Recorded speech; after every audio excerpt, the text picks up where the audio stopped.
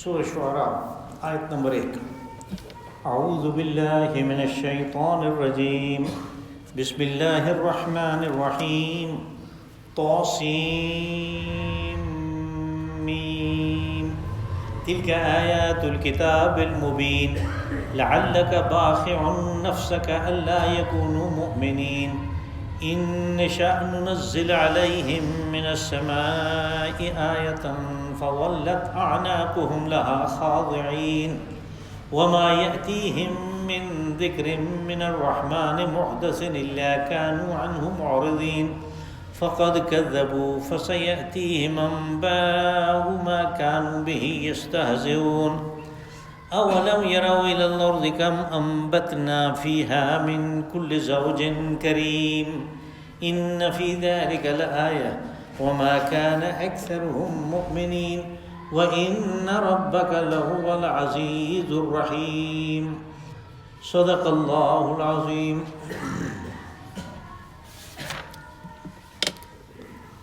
طاسیم میم مقطعات ہیں۔ تلک آیات الکتاب المبین، یہ آیات ہیں، یہ نشانیاں ہیں اس کتاب کی جو واضح ہے۔ لعلک باخع نفسک الا یکونوا مؤمنین، شاید کہ آپ اپنے آپ کو ہلکان کر لیں اس بات پہ کہ یہ لوگ ایمان کیوں نہیں لاتے۔ ان نشأ ننزل علیہم من السماء آیة فظلت اعناقهم لها خاضعین، اگر ہم چاہیں تو ہم آسمانوں سے ان کے لیے کوئی واضح نشانی اتار سکتے ہیں جس کے سامنے ان کی گردنیں جھک جائیں گی۔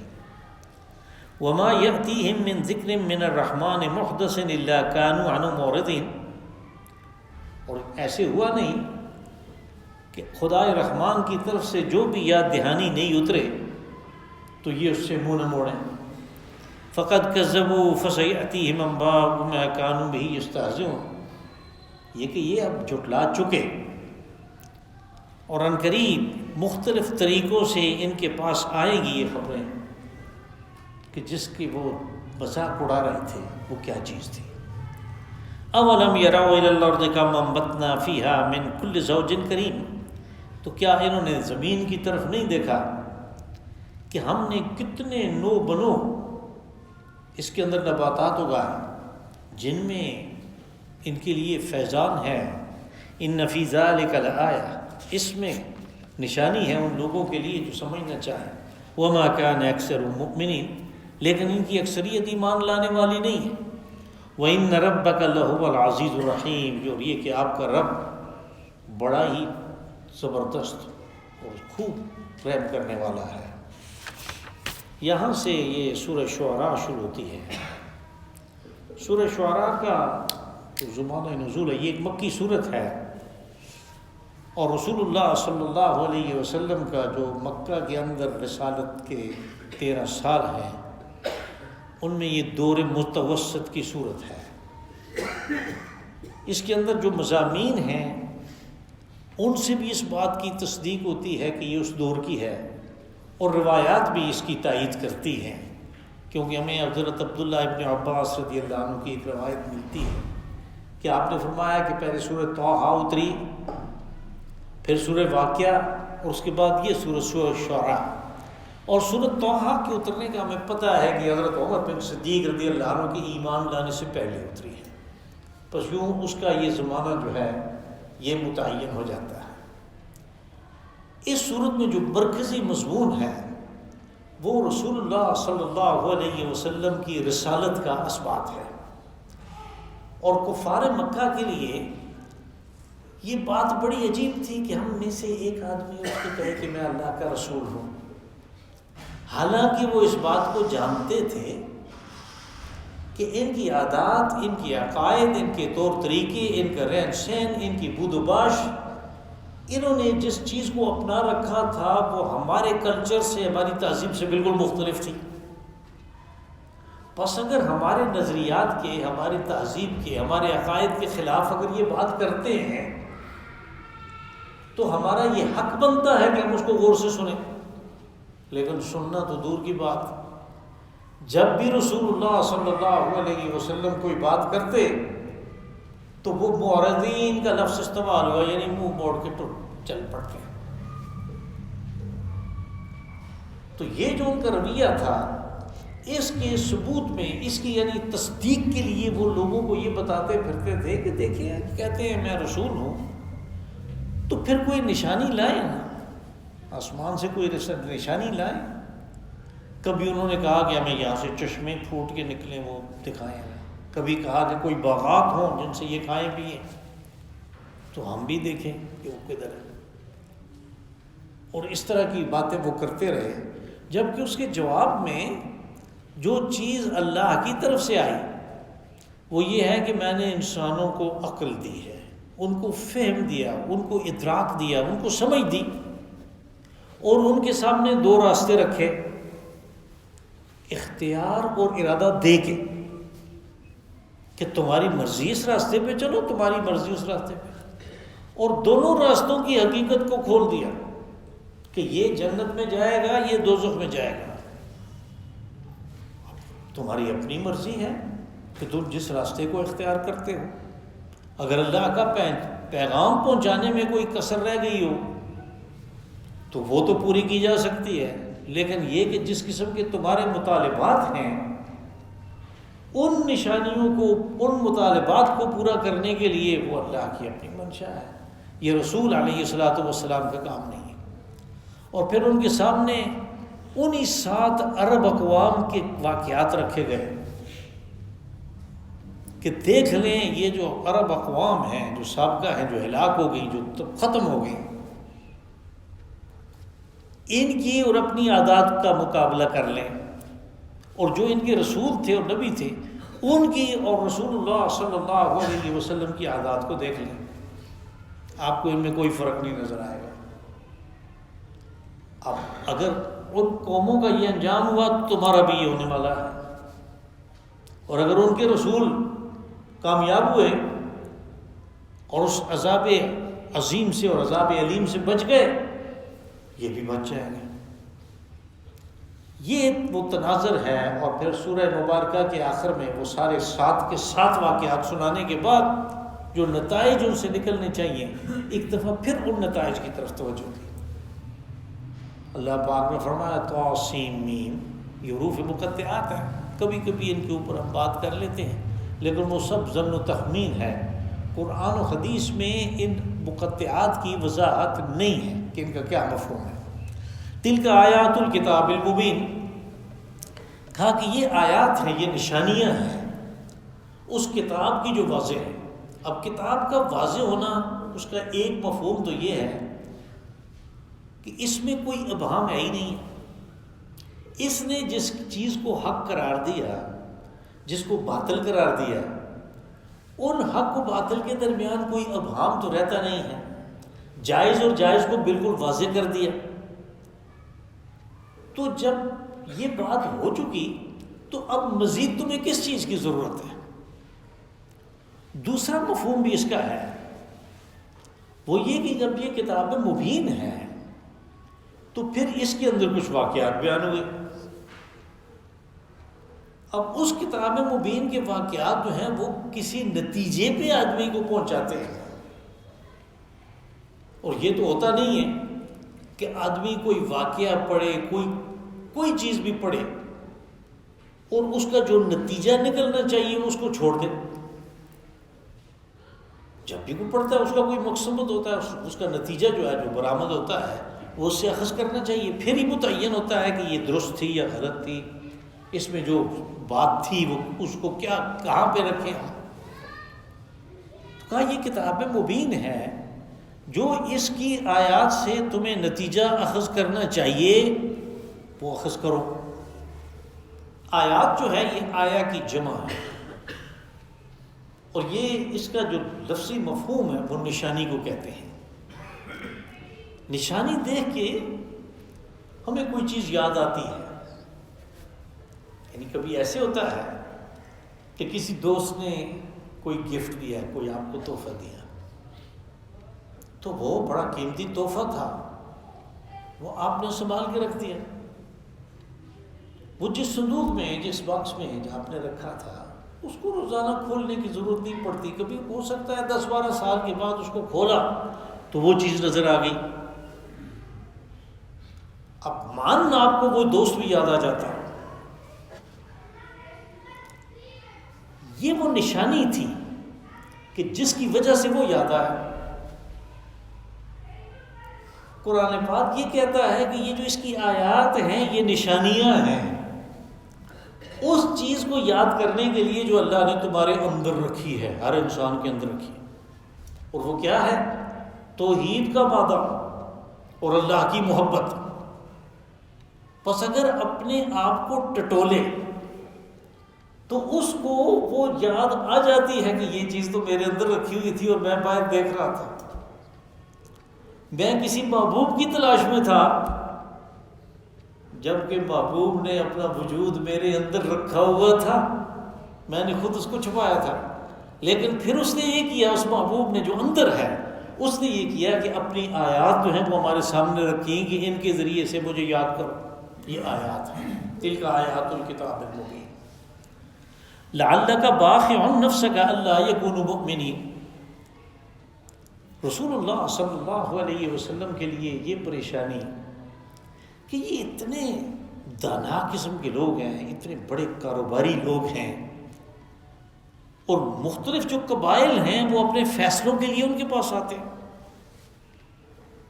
وہ اپنے فیصلوں کے لیے پورے عرب سے قبائل ان لوگوں کے پاس آتے تھے. مثال کے طور پہ حضرت ابو بکر صدیق رضی اللہ عنہ کا جو قبیلہ ہے بنی تیم کے پاس یہ اختیار تھا کہ وہ جو قتل ہو جاتے ہیں تو اس کی دیت جو ہے، مقتول کی دیت کو وہ متعین کریں گے. اب چونکہ ان قبائل نے یہ اختیار دیا ہوا تھا، اس لیے جب وہ متعین کرتے تھے تو وہ کہتے ٹھیک ہے، انہوں نے کبھی اعتراض نہیں کیا. اس کے مطابق وہ دیت وغیرہ لے دے کے اپنا کام چلا لیتے تھے. یہی ابو بکر صدیق جو ہے رضی اللہ عنہ، ان کو جو والد ہیں ابو قحافہ، جو دیت کے فیصلے کرتے تھے سارے قبائل قبول کرتے تھے، ان کے فیصلے کو مانتے تھے. بہت زمانہ ایمان نہیں لائے، بہت زمانہ ایمان نہیں لائے، اور کافی بعد میں جا کے، یعنی ہجرت کے بھی بعد، وہ ایمان لائے. اب یہ چیز رسول اللہ صلی اللہ علیہ وسلم کے لیے کہ اتنے اچھے، اور دوسرے قبائل بھی اس طرح کے تھے. نہیں، میں نے آپ کو مثال دی، ورنہ ایک ایک کا تذکرہ شروع کر دیں تو وہ بات بہت لمبی ہو جاتی ہے. حضرت عمر بن خطاب رضی اللہ عنہ کے دادا نے، جو نوفل بن عبد العزیٰ ہیں، عمر بن خطاب بن نوفل بن عبد العزیٰ، ان نوفل کو حبشہ کے بادشاہ نے اپنی طرف سے نمائندہ مقرر کیا تھا کہ یہ فیصلہ کریں گے کہ بنو ہاشم کا سردار کون ہے. اس لیے کہ چچا اور بھتیجا کے درمیان جھگڑا تھا، ہاشم اور امیہ کے درمیان جھگڑا تھا کہ بنو ہاشم کا سردار کون ہوگا. تو وہ جو عبد الشمس تھا اس نے کہا کہ میرا باپ بڑا تھا اس لیے میں سردار ہوں. ہاشم نے کہا جب بھائی میں اس کا، مرنے والے کا بھائی، عبد الشمس کا بھائی میں زندہ ہوں تو میں سردار ہوں. اور یہ جھگڑا گیا حبشہ کے بادشاہ کے پاس. اس نے کہا کہ میں حالات کا واقف نہیں ہوں، میری طرف سے نوفل بن عبد العزیٰ جو ہیں وہ فیصلہ کریں گے. اب نوفل نے، جو حضرت عمر رضی اللہ عنہ کے دادا ہیں، انہوں نے فیصلہ کیا اور ہاشم کو سردار بنایا اور امیہ کو جلا وطن کیا 10 سال کے لیے. وہ فیصلہ دونوں نے قبول کر لیا. اب اتنے دانا قسم کے لوگ ہیں اور اتنے دانا لوگوں کی اولاد ہیں، اور وہ اللہ کا کلام، اللہ کے رسول صلی اللہ علیہ وسلم پیش کرتے اس کو ماننے کے لیے تیار نہیں ہیں. تو حضور صلی اللہ علیہ وسلم کو یہ پریشانی ہوتی تھی کہ کہیں ایسا نہ ہو کہ میرے بات کو پہنچانے میں کوئی کسر ہے، کوئی ٹھیک طریقے سے میں بات نہیں پہنچا رہا ان کو، ورنہ یہ تو بڑے دانا لوگ ہیں. اس لیے آپ شب و روز پریشان رہتے تھے. اللہ نے آپ کی پریشانی کو دیکھتے ہوئے یہ بات کہی کہ لعلک باخع نفسک الا یکونوا مؤمنین، کہ یہ ایمان نہیں لا رہے تو آپ اپنے آپ کو ہلکان کر دیں گے سوچ سوچ کے. یعنی اتنے جنگگداز لمحات سے آپ گزر رہے ہیں، اور یہ مضمون قرآن پاک میں اور جگہوں پہ بھی ہے کہ آپ کو تسلی دی گئی کہ یہ ان کی اپنی غلطی ہے، اس میں آپ کی کمی نہیں ہے۔ ان نشاء ننزل علیہم من السماء آیۃ فظلت اعناقهم لها خاضعین۔ اب یہ جو قریش کا سب سے بڑا اعتراض تھا کہ یہ ہمارے پاس کوئی نشانی کیوں نہیں لے کے آتے، اور وہ باقاعدہ مثالیں دیتے تھے کہ یہود کہتے ہیں کہ حضرت موسیٰ علیہ السلام اللہ کے رسول تھے، تو بھائی ان کے ہاتھ میں تو وہ ڈنڈا ہوتا تھا جو عصا پھینکتے تھے تو وہ سانپ بن جاتا تھا، اژدہا بن جاتا تھا۔ اور عرب اقوام باہدہ میں سے ایک قوم سمود تھی، تو قوم سمود کے مطالبے پہ اونٹنی نکل آئی ایک معجزے کے طور پہ، اور اللہ حاضر کیا انبیاء اور رسولوں کو وہ نشانیاں دی گئی، تو یہ کوئی نشانی کیوں نہیں لے کے آتے، کوئی اس قسم کا معجزہ کیوں نہیں لے کے آتے؟ آیا کا معنی کبھی معجزہ بھی ہوتا ہے۔ اللہ پاک نے فرمایا کہ ان نشاء ننزل علیہم من السماء آیۃ، اگر ہم چاہتے تو ہم آسمانوں سے ان کے اوپر ایسی نشانی اتار سکتے تھے، فظلت اعناقهم لها خاضعین، کہ جس کے سامنے ان کی گردنیں بالکل جھک جاتی تھی۔ اب آگے یہ نہیں بتایا اللہ نے کہ ہم کیوں نہیں اتار رہے، وہ میں نے تمہید میں گزارش کی تھی کہ یہ نظام اللہ نے بنایا اس طرح ہے کہ اس میں جبر فطری نہیں ہے، یعنی جبر کی دو قسمیں ہیں، ایک ہے جبر قانونی اور ایک ہے جبر فطری۔ جبر فطری یہ ہے کہ کسی آدمی کی یا کسی بھی چیز کی آپ جو اس کا ڈیزائن ہے، جو اس کی پیدائش ہے، جو اس کی پروڈکشن ہے، وہ ایسے کرتے ہیں کہ اس کے اندر آپ نے رکھ دیا کہ یہ ایسے کرے گا، یہ جبر فطری ہے۔ جیسے ملائکہ میں یہ چیز رکھ دی کہ ان کے اندر نافرمانی نہیں ہے، یہ جبر فطری ہے۔ انسان میں یہ چیز جبر فطری نہیں ہے، اور وہ جو سورہ آیت کرسی کے بعد جو بات آتی ہے لا اکراہ فی الدین، دین کے معاملے میں جبر نہیں ہے، وہاں پہ جبر سے مراد جبر فطری ہے، یعنی اللہ نے کسی کو مجبور نہیں کیا کہ تو ایمان لا، نہیں، اس لیے کہ اس دنیا کا یہ نظام اس طرح کا نہیں ہے۔ نظام یہ ہے کہ اس نے عقل دی ہے، ادراک دیا ہے، سمجھ دی ہے، اور اختیار اور ارادہ دیا ہے کہ اس اختیار اور ارادہ کو استعمال کر کے تیری سمجھ کے مطابق جو سیدھا راستہ ہے اس پہ چل، جو برا راستہ ہے اس پہ نہ چل، اور راستے اس نے بتا دیے، بالکل واضح کر دیے۔ وہ آگے جا کے سورہ بلد میں کہا کہ الم نجعل له عینین ولسانا وشفتین وہدیناہ النجدین، کہ ہم نے دو راستے تیرے سامنے نہیں رکھے تھے کہ یہ ہے، تو ایک راستے میں تمہیں مشکل نظر آ گئی، فَلَقْتَحَمَ الْعَقَبَةَ وَمَا أَدْرَاكَ مَا الْعَقَبَةُ، جب تو نے اس راستے کو دیکھا جو بتایا تھا کہ یہ جنت کا راستہ ہے، تو تو نے دیکھا کہ اس میں تو ایک بہت مشکل گھاٹی ہے، تو اس گھاٹی کو کون پار کرے گا؟ وہ گھاٹی کیا ہے؟ وہ گھاٹی مال کو، اپنے مال کو غریبوں کے اوپر خرچ کرنے کی، وہ آگے ساری اس کی تفصیل ہے۔ اس سے تو گھبرا گیا، تو سمجھا یہ مال میرا ہے، آخر وہ بھی چھوڑنا پڑا اور سب کچھ چھوڑنا پڑا جو تم نے جمع کیا تھا۔ تو کہا کہ اگر ہم چاہیں تو یہ اتار سکتے تھے، لیکن یہ طریقہ نہیں رکھا اللہ نے اس دنیا کے لیے، یہ طریقہ یہ رکھا ہے کہ اس کو فہم دو، اس کو ادراک دو، اس کو سوجھ بوجھ دو، اور اس کے سامنے راستے واضح کرو۔ اب اپنے اختیار کو استعمال کرتے ہوئے جو کہ اللہ نے صرف انسان کو دیا ہے اور جنات کو دیا ہے، یہ اپنے لیے راستہ خود منتخب کرے، بس جبر نہیں ہے، اس لیے ہم اس قسم کی نشانی نہیں اتارتے۔ یہ مضمون سورہ یونس میں بھی گزرا، یہ مضمون سورہ ہود میں بھی گزرا، اس لیے کہ اس کی بہت اہمیت ہے۔ ہر وقت قریش مکہ یہی رونا روتے تھے کہ کوئی نشانی کیوں نہیں آتی، کوئی معجزہ کیوں نہیں آ جاتا، جبکہ دوسری جگہوں پہ اس کا جواب دیتے ہوئے یہ بتایا کہ پہلی قوموں کو معجزے دیے گئے، کیا وہ ایمان لیا؟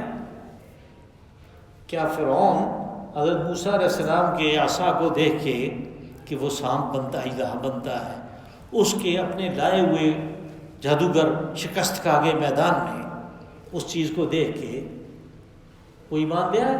نہیں، وہ ایمان نہیں لایا۔ قوم سمود، ان کے مطالبے پر اونٹنی برآمد ہوئی معجزے کے طور پہ، وہ ایمان لائے؟ وہ ایمان نہیں لایا، انہوں نے تو الٹا اس اونٹنی کو قتل کر دیا۔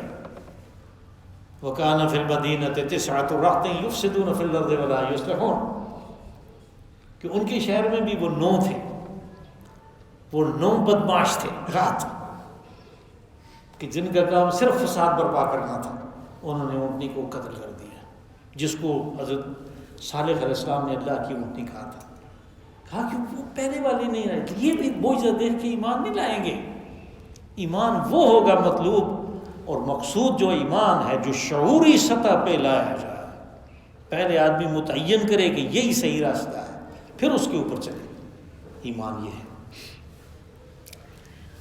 وما یأتیہم من ذکر من الرحمن محدث الا کانوا عنہ معرضین، کہا کہ یہ نشانیوں کا مطالبہ کرتے ہیں، ہم کہتے ہیں کہ اس کتاب کی ہر آیت جو ہے وہ ایک نشانی ہے، اور جب بھی ہم کوئی نئی نشانی اتارتے ہیں، نئی آیت اتارتے ہیں، تو یہ اس کی طرف دیکھنے کے بجائے، اس کے اوپر غور کرنے کے بجائے، اس پہ توجہ دینے کے بجائے کہ منہ موڑ لیتے ہیں۔ معرضین، بے توجہی کرنا، اعراض کرنا، منہ موڑنا، نظر انداز کر دینا، یہ سب اس کے اندر شامل ہے۔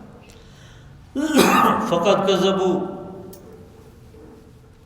اب یہ ایک فیصلہ کن بات اللہ کی طرف سے آ رہی ہے کہ جہاں تک جھٹلانے کا تعلق ہے، یہ جھٹلا چکے۔ فقط کذبوا فسیاتیہم انباء ما کانوا بہ یستہزئون، پہلے تو آپ یہ دیکھیں کہ یہاں پہ نبا کا لفظ استعمال نہیں ہوا، بلکہ اس کی جمع انباء استعمال ہوئی، اس لیے کہ جو عذاب کی صورتیں ہیں وہ مختلف ہیں۔ کبھی پچھلی قوموں کے ساتھ یہ ہوا کہ ان کو ان کی بستیوں سمیت نابود کر دیا گیا، جیسے حضرت لوط علیہ السلام کی قوم اور ان کی بستیاں تھیں، سدوم اور عمورہ کی بستیاں، اور قوم لوط نہ بستیاں رہیں اور نہ وہ قوم رہی، بلکہ اس قوم کو، ان بستیوں کو اٹھا کے جب حضرت جبرائیل علیہ السلام نے پٹھا الٹا کر کے، تو وہ زمین میں دھنس گئی، اور قریب ہی بحر مردار تھا، وہ وہاں پہ آ گیا، اس لیے کہ وہ نیچے ہوگی، پانی تو آتا ہے، تو بحر مردار جو اصل میں اس وقت کے سے پہلے تھوڑا تھا، وہ بڑا ہو کے بحیرہ بن گیا، ایک چھوٹا سا سمندر بن گیا، جس کو ڈیڈ سی کہتے ہیں، بحر مردار۔ پھر دوسری قومیں کوئی ایسی تھیں کہ قوم کا تو نام و نشان ختم ہو گیا، بستیاں اپنی جگہ پہ کھڑی ہیں، قوم سمود۔ مدائن صالح آپ دیکھیں، وہ جو محفوظ جگہ ہے، اور اب سعودی عرب والے وہاں پہ بنا رہے ہیں، بڑی ٹورزم کے پوائنٹ بنا رہے ہیں، پہلے ادھر جانا جو تھا وہ مشکل تھا، وہ اسی طرح پہاڑوں کے اندر جو انہوں نے محلات تراشے ہوئے تھے وہ اپنی جگہ پہ ہیں۔ مجھے یاد پڑتا ہے کہ ایک دفعہ میں وہ کتاب بھی لایا تھا یہاں پہ، جس میں وہ فوٹو وغیرہ تھے وہ سارے، تو کبھی یہ ہوا، کبھی وہ ہوا، کبھی یہ بھی ہوا کہ معتدل تعداد جو ہے وہ ایمان لے آئی، پھر نبی نے ان کو اپنے ساتھ لے کے جنگ کی ایمان نہ لانے والوں کے ساتھ، اور ان کو مغلوب کیا، وہ قتل ہوئے۔ حضرت طالوت نے جنگ لڑی تو جالوت کو شکست بھی ہوئی، سب کچھ ہوا، اس لیے کہ حضرت طالوت کے ساتھ آدمی تھے، یعنی وہ ایمان لانے والے موجود تھے۔ تو یہ مختلف چونکہ صورتیں تھیں، اس لیے لفظ انبا استعمال ہوا، یہ جمع ہے۔ کہا کہ جھٹلانے کی جہاں تک تعلق ہے، فقط کذبوا، یہ جھٹلا چکے۔ فسیأتیہم انباء ما کانوا بہ یستہزئون، ہم ان میں سے کوئی بھی صورت ان کے اوپر پیدا کر سکتے ہیں ہلاکت اور بربادی کی، اس چیز کی جس کے ساتھ یہ ٹھٹھے مخول کرتے ہیں۔ یعنی وہ کیا چیز ہے کہ جب رسول علیہ الصلوۃ والسلام کہتے ہیں کہ میری رسالت کو جھٹلانے کا، اس کتاب کی حقیقت کو جھٹلانے کا، اللہ کی توحید کو جھٹلانے کا نتیجہ عذاب ہے، وہ مخول کرتے تھے، وہ اس بات کو مذاق بناتے تھے۔ سالہ سال ہو گیا ہم سنتے ہیں عذاب آئے گا، کدھر؟ کہا جس کو تم ٹھٹھے مذاق کر رہے ہو، جس کو تم تمسخر بنا رہے ہو جس بات کا، اس میں سے کوئی نہ کوئی خبر جو ہے وہ تمہارے اوپر صادق آئے گی، اس لیے کہ جھٹلانے والی جو بات ہے وہ تو پوری ہو چکی۔ اولم یروا الی الارض کم انبتنا فیہا من کل زوج کریم، اب بات تو فیصلہ کن ہو چکی، لیکن یہ اللہ کی مہربانی ہے کہ پھر یعنی مقرر نے پھر پلٹ کے جو بات اہم تھی، جو مطالبہ تھا مخاطبین کا، اس کی طرف توجہ دی اور ان کو ایک بات اور یاد کروائی۔ کہا کہ دور جانے کی ضرورت نہیں، اپنی زمین کو دیکھو، کم انبتنا فیہا من کل زوج کریم، کہ اس کے اندر سے جو نباتات ہم نے اگائیں ان کی انواع و اقسام کو دیکھو اور ان کے فیضان کو دیکھو۔ کریم یعنی جس سے آدمی کو نفع ملتا ہو، کوئی فیضان ملتا ہو۔ اب زمین بھی وہی ہے، پانی بھی وہی ہے، صرف بیج کی وجہ سے کوئی یہ فرق آ گیا کہ کہیں وہ بالکل میٹھا گنا پیدا ہو، پاس میں ایک جوڑی بیج کی لگائی، کریلے پیدا ہو، یہ میٹھا ہے، یہ کڑوا ہے۔ پاس میں آپ نے ایک اور درخت لگایا، وہاں سے لیمن نکل رہا ہے، وہ کھٹا ہے، لیکن اس کے اوپر توجہ دینے کی ضرورت۔ یہ بھی آیت ہے، یعنی آفاق و انفس میں جو اللہ نے آیات اپنی بکھاری ہیں توحید کی، یہ ان کی طرف کہا کہ توجہ دو، یہ تمہاری زمین جو ہے اس کے اوپر غور کرو کہ یہ کیا ہو رہا ہے، یہ کسی کے دیے بغیر ہو رہا ہے، اس کے پیچھے کوئی حکمت اور کوئی علم نہیں ہے۔ یقیناً یہ سب کچھ ہے، اور وہ حکیم اور وہ علیم وہ ذات واحد ہے، اس لیے کہ ان سب کا مقصد ایک ہے، اور وہ مقصد انسان کی منفعت ہے۔ کوئی کھٹا ہے، کوئی کڑوا ہے، کوئی میٹھا ہے، جو کچھ بھی ہے اس کا مقصد انسان کو نفع دینا ہے، انسان کے لیے اس کے اندر کریمیت اور فیضان ہے۔ ان فی ذلک کہا اس میں نشانیاں ہیں نا، اس میں نشانی ہے، تم نشانی مانگ رہے ہو تو اس کی طرف توجہ کرو۔ وما کان اکثر المؤمنین، لیکن حقیقت یہ ہے کہ ان لوگوں میں سے اکثریت ایمان لانے کے لیے، ایمان کہتے ہیں یعنی بات کو ماننے کے لیے تیار نہیں ہے۔ وَإِنَّ رَبَّكَ لَهُوَ الْعَزِيزُ الرَّحِيمُ، اب اللہ کی بات کو نہ مانے تو وہ بچ کیسے سکتا ہے، یہ اس کی گرفت سے تو بچ نہیں سکتا، اس لیے کہ اس نے کہا کہ لَهُوَ الْعَزِيزُ الْعَزِيزُ جل جلالہ، سب کے اوپر غالب، سب سے زیادہ طاقت والا، لیکن رحیم، وہ مہربان ہے۔ تمہیں پکڑا اس لیے نہیں ہے کہ اس کے قانون میں ایک قانون ہے اس کا، اس کو اس نے اپنے لیے بنایا، اس کو قانون امہال کہتے ہیں، یعنی اس کو مہلت دی ہے کہ ٹھیک ہے تم سرکشی کرو، تم طغیان میں مبتلا ہو، تم نافرمانیاں کرو، لیکن کسی دن بھی تم پلٹ آئے تو میں تمہارے اس رجوع کو، اس پلٹنے کو قبول کر لوں گا، اس لیے کہ میں رحیم ہوں۔ اللہم صلی وسلم وبارک وانعم علی عبدک ورسولک نبی